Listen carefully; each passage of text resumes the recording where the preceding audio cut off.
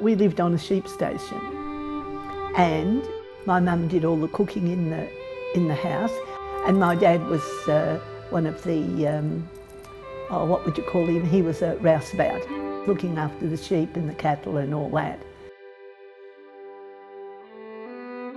Their mum dressed them all from catalogue, and they were dressed like Shirley Temple, all of them. Hats and coats and all that. They were dressed beautifully.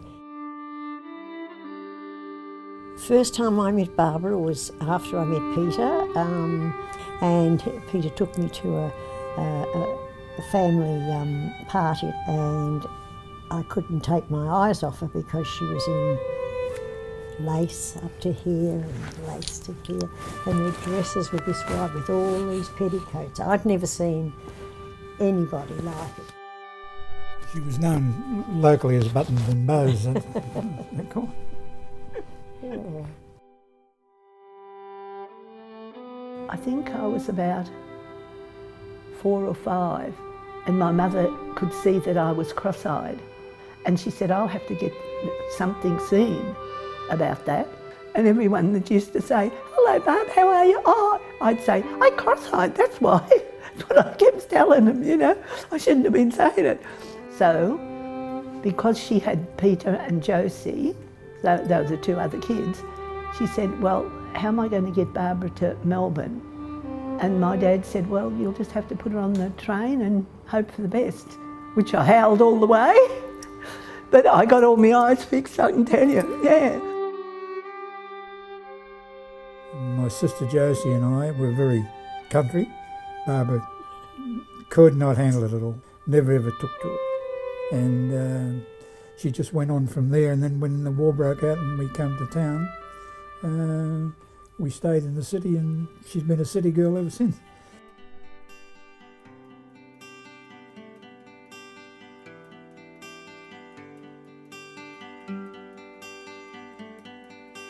I was about 6, and I saw a kid across the road. She was cartwheeling and things like that, not that I knew it was cartwheeling. And I said to my mum, look at that little girl, what's she doing? And she was flipping and all that. And my mum said then, oh, I think she's doing a cartwheel or something. And I said to my mum, that's exactly what I want to do. Oh, I want to be a dancer. And then I've never looked back since. Done it since all that time. It's true. She's a very clever woman. She took on that dancing like you wouldn't believe. She really spoilt Barbara. She was her secretary. She was everything, wasn't she? She used to have them cook the morning tea. You know, she was just a general dog's body. Whatever Barbara wanted, she did. When I was young and learning, I had to hang on to the sink. Yeah, Mum would say, now make sure you do your work properly. Mum didn't have a clue about dancing, not a clue. But she always used to say, if you're going to dance, do it properly. I'm not paying out money if you're not going to do it properly. And I said, well, you know I'm going to do it properly. I loved it so much, you know. So as soon as I started, I was tapping and jazz and a bit of ballet and everything. And as I got older, I went to a very, very good school, Lynch. She was fantastic. She played the piano for you and everything. Yeah, oh no, she was wonderful. Martin Rivenstone. Oh, yeah. He was her favourite. He was really her favourite. And she actually copied him in the way that he taught. And I used to take her every Friday to a private lesson. And that was at Borovansky Ballet, who are now Australian Ballet. And she'd have an hour and a half with him. And he was so rude, oh, so rude. I couldn't believe it, how rude he was, you know, how he talked to her and that. But she learned so much from him because she hadn't been taught a lot in ballet, but he taught her a lot of ballet. And she took that all on board, and she taught like Martin Rivenstone. And she never looked back. Before very long, she wanted to teach herself. So she was teaching very, very young. I think, she's 16 or 17 when she had her own school, wasn't she? Oh, yes, about that. About then, yeah. And she started teaching in the old, I think it was Rackabite Hall there in Preston.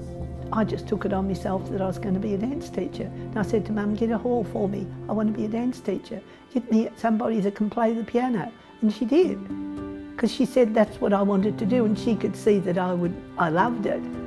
Had a few kids there and started off there, and then she just went from strength to strength, and she did, as you know by now, she did extremely well, but she was a very tough taskmaster.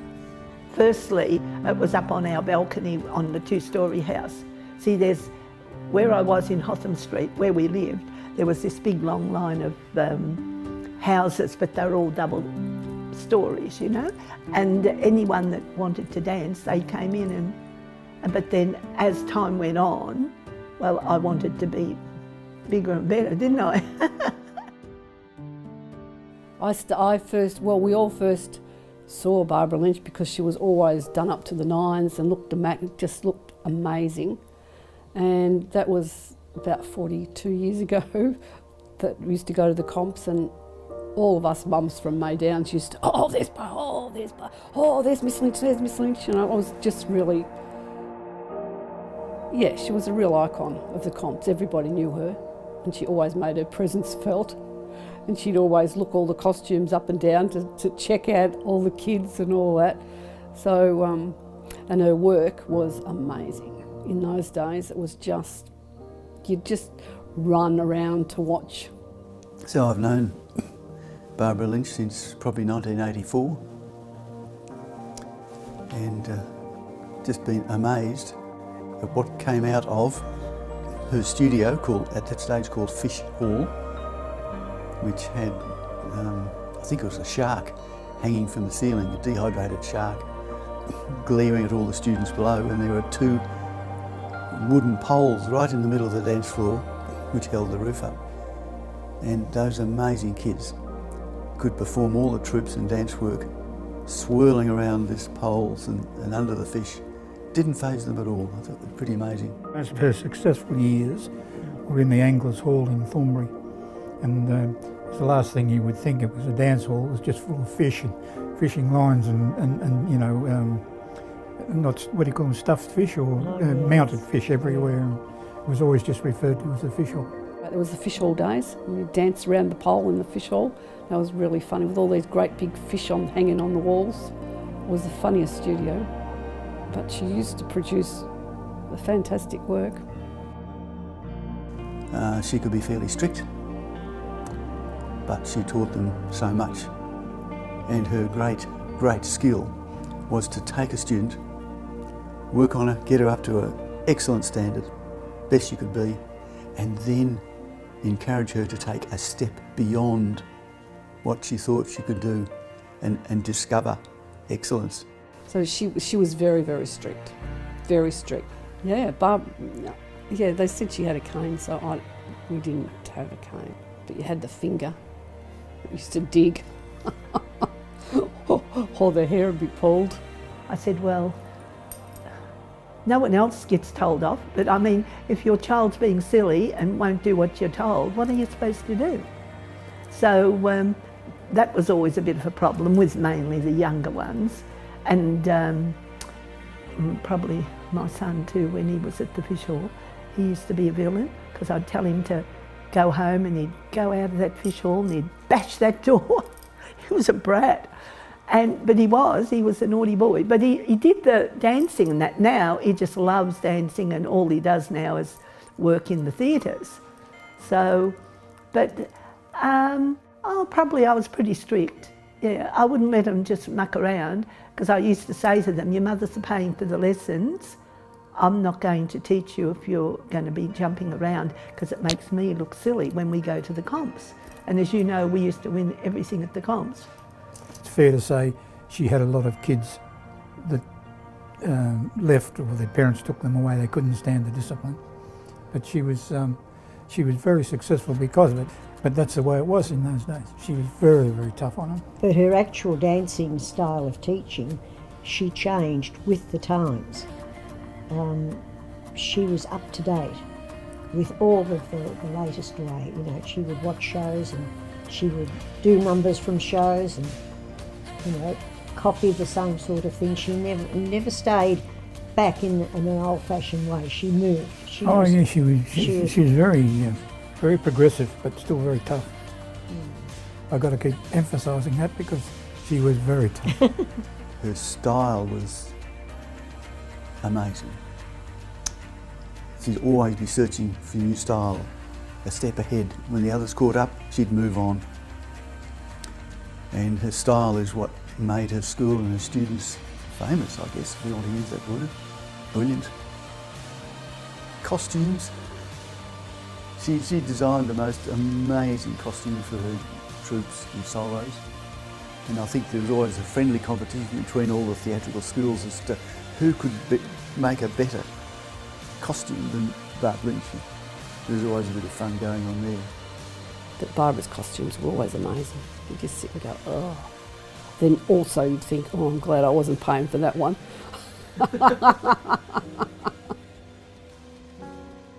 Jose and I just hit it off. Like, we started just to do the canteen. We did it for years and years, and it was just good company. She was great. Jose was very good to Barbara. Barb in those days wasn't quite so good to Josie. It's a wonder she's lived as old as what she's lived on her diet, because lollies, she could eat them till the cows come home. I've never seen anybody boom, boom, boom, boom, lollies in her mouth as much as what she could eat. Loved chocolate and cheese and bread, I think, is a staple diet. She had never had a coffee out of her head. She would have had. I think really she probably would have had at least 10 cups of coffee, probably more. In that time I've known Barbara Lynch. She's been coming to South Street since 1945. That was her first solo, was Barbara Lynch, 1945. I found an old guidebook at that time, there was her name. And soon after that, her troops came, and her troops came continuously for 64 years. And in that 64 years, she won the Teachers Aggregate Prize, which is the highest prize you can get, 23 times. Quite amazing. We presented her with a small trophy in recognition of her years of dedication and service to South Street. She believed in South Street, and it was important that all her students go and compete at South Street. And her students came from all over. And if any student was stuck, couldn't get home after class because of finances or living a long way, Barbara would take them home and feed them and give them a room until the next day, until they could get home. Never charged for that. And so there was that caring, loving side of her. She was tough, but she loved her kids and did everything to get them to extend themselves. Everybody looked up, all the teachers, all the ballet teachers, everybody looked up to Barbara. So, yeah, she was just a legend. One of a kind. Well, there is only one of her. There'd be nobody else could be anything like Barbara Lynch. So, and it was her life. It was her family. It was her life. Yeah, well, I think I've had a pretty good life, to be honest. I've always had everything I wanted. Not that I used to say to my mother, oh, I want this, I want that, all that. But I've had everything that I've wanted. And I've never been short of anything. I've never been short of money. I've never been short of clothes. I've sort of had everything that I've wanted all my life. So, especially being a dancing teacher, you can't go off in rags and stuff. But I loved every minute of my work, every minute of it. I used to love going to dancing and teaching and everything.